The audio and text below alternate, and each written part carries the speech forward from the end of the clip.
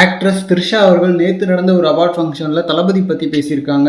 அதாவது த்ரிஷா அவர்கள் அவார்டு வாங்குறப்போ ரஜினி, அஜித், தளபதின்னு சொல்லிட்டு டாப் ஆக்டர்ஸோட போட்டோஸ்லாம் காமிச்சிருக்காங்க. ஸோ அதுல தளபதியோட போட்டோ வரும்போது அரங்கமே சும்மா அதிர்ந்துச்சு. த்ரிஷா அவர்களால சில நிமிடங்களுக்கு பேசவே முடியல, அந்த அளவுக்கு கரகோஷங்கள். ஸோ மற்ற ரெண்டு நடிகர்களுக்கும் தளபதிக்குமான டிஃபரன்ஸ் பயங்கரமா தெரிஞ்சுது. பட் இது ஒன்றும் புதுசு இல்லை, எல்லா அவார்ட் ஃபங்க்ஷன்ஸ்லயும் இதை பார்த்துட்டு தான் இருக்கோம். தளபதி நேமை யாரு மென்ஷன் பண்ணாலும் கொஞ்ச நேரத்துக்கு பேச முடியாத அளவுக்கு பண்ணி விட்டுருவாங்க.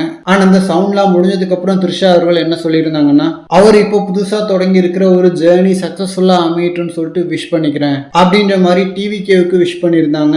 அண்ட் தளபதி என்னதான் சினிமாவை விட்டு விலகினாலும் சினிமா ஃபங்க்ஷன்ஸ்லயும் விருது விழாக்கள்லையும் தளபதியோட நேம் ஒழிச்சுக்கிட்டே தான் இருக்கும் போல.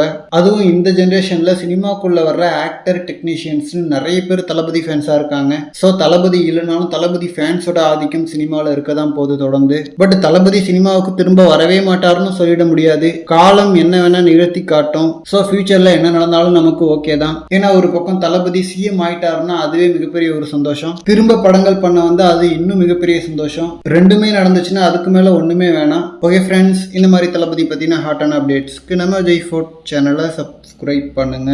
தேங்க்யூ.